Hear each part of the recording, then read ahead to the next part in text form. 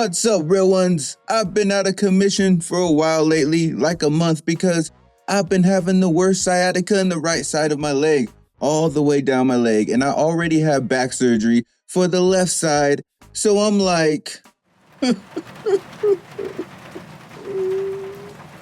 why me? That's what I'm like, but I'm not gonna show you guys that. I'm gonna show you guys this. But just know right now, as I speak, my right leg is either burning or it's numb. But the show must go on. I gotta show that Mamba mentality. Happy belated birthday yesterday, and RIP, of course. But I gotta show it, I gotta dig deep, and I gotta give you guys a great video. So that's what I'm gonna do. So here I go. 1, 2, 3. You guys know how trends always come back. Like, no new trend is actually a new trend. It's usually an old trend brought back. Maybe slightly altered, but we're like, we wore those pants in the early 2000s. Janko jeans didn't just come out. Well, the same thing goes for the trends on TikTok. If you stay on TikTok for a long enough time, you will notice that old trends just come back. And if you're new to TikTok, you'll see a trend and show it to someone, maybe your kid that's been on TikTok for the past 3 years, and they're like, "Yeah, I know, Mom. That's old. They're just bringing it back." They start sounding like us telling our kids about their trends. So this is what happened. A couple days ago, I was scrolling through TikTok, letting TikTok tell me and show me how racist America is, and then all of a sudden, out of nowhere, a black, fake autistic person comes up on my screen, followed by another person faking autism, followed by another person faking autism. I swear, I'm not even over exaggerating, out of like the next 50 or so videos I went through, at least 35 of them were people faking autism. And like a few years ago, maybe 2 years ago, I made a video calling these people out because they were making videos like this, but then it kind of died out. But now I'm like, they're back. Now the thing is this, I don't care if you want to be really annoying on TikTok, but I do care if I feel like you're bullying somebody that can't defend themselves. Or if you're watering down a disorder that is serious to other people that really have to deal with this, and the parents that have to raise these kids that are really autistic. Now, for the ones that don't know exactly what I'm talking about, or you didn't see my previous video, what is happening is normal ass people are jumping on TikTok and they are saying that they're autistic, but they like the word neurodivergent because it sounds so much more fancier. And what they do is they get on TikTok and they say they're autistic or neurodivergent, and they call normal people neurotypical, and they give the stupidest symptom or trait or behavior that makes them autistic. And on top of all of it, 99.9% of them are all self-diagnosed, meaning they just decided this is what fits them, so it's what they are. Now, I do want to point out, I do have a little connection with this because every single trait and symptom and behavior they say I have. Every single one. If I was a weaker-minded person or someone that felt the need to be accepted or a group to belong to, or I felt I needed to feel unique because for some reason I don't feel I'm unique, I would buy into this and start saying I'm autistic. Now, one more common theme that comes with these fake autistic people before I start showing you the clips is they look at this as like they're superhuman, like they're geniuses, and everybody else that's neurotypical is dumb as rocks. That's how they look at it, like they were blessed to be born this way. So anyways, enough of my yip-yapping. Let's start the video clips. So you already know. Let's view it. When you neurodivergent, you do everything in the system? Like, that's a thing? Like, they say a neurotypical person, when they get ready to take a shower, they just like, oh, cool, I just gotta take a shower, cool, hop in, hop out. But when you neurodivergent, you get in the shower, you be like, okay, let me first wash my armpits. Okay, now let me wash my neck. Okay, now let me wash behind my ears. Oh, I can't forget the inside of the ears.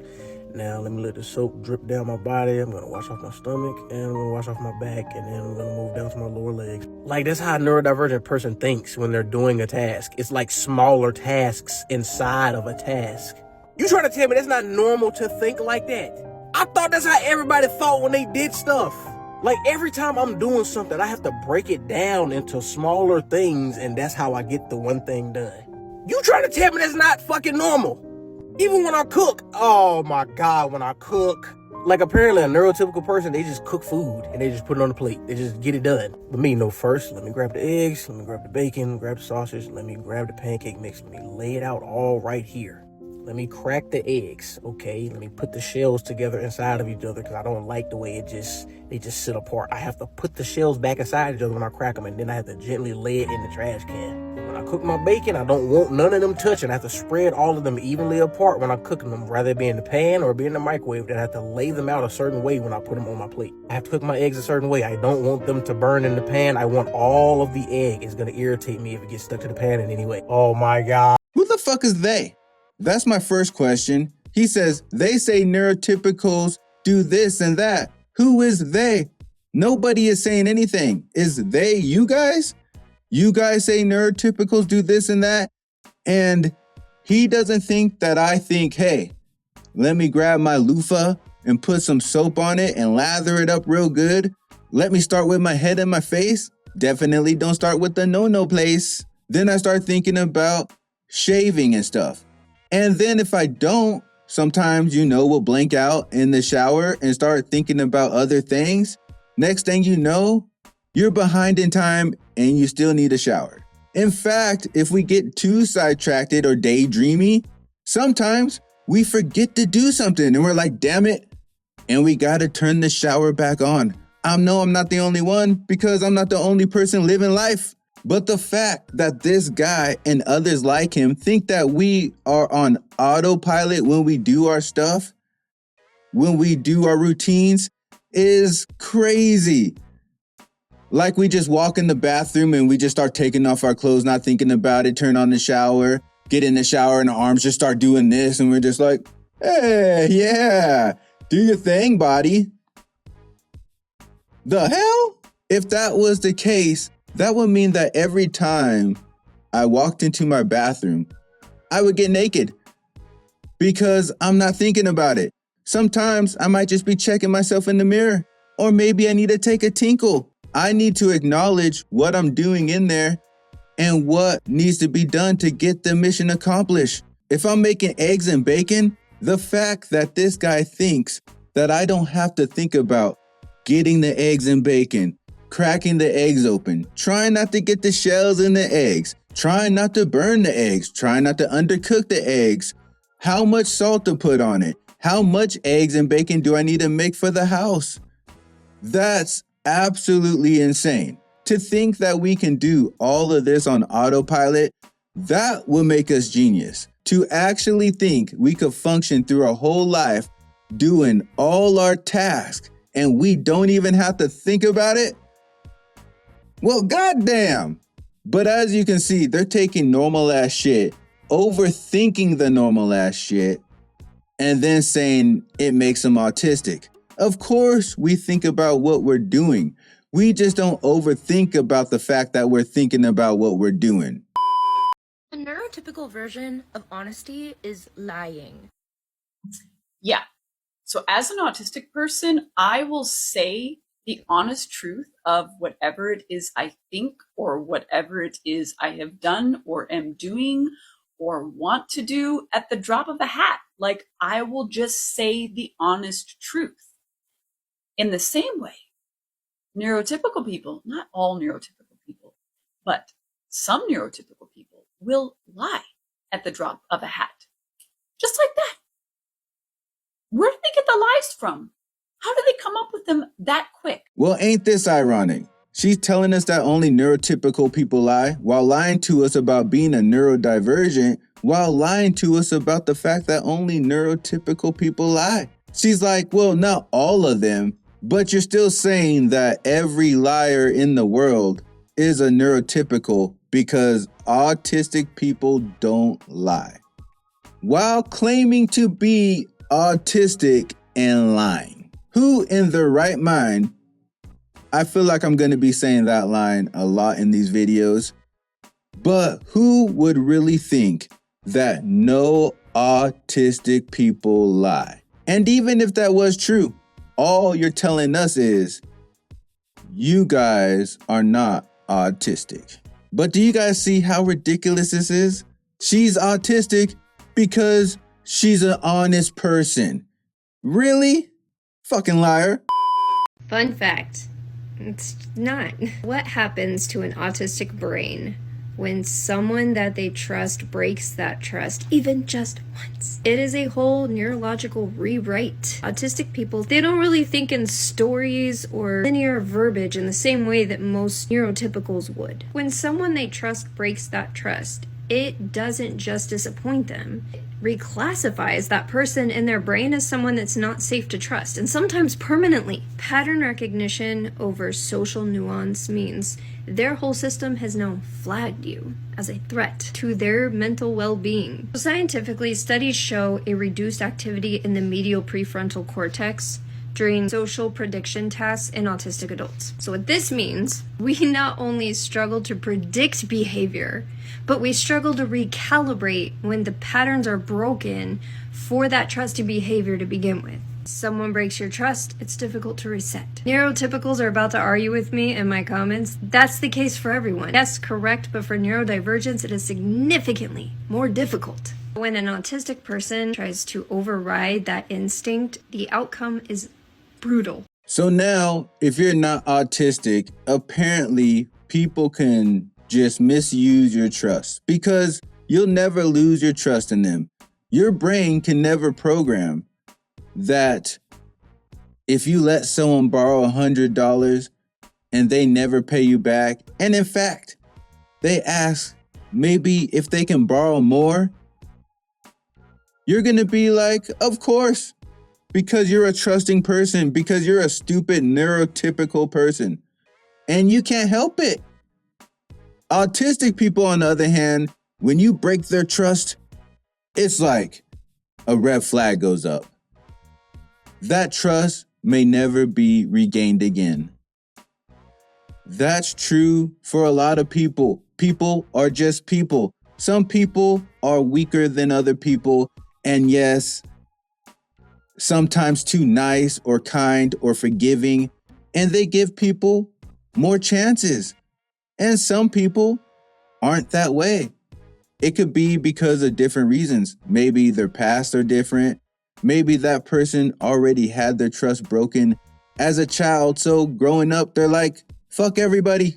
And maybe to someone else, no one's ever broken their trust until they were like 30. Who knows? People are people.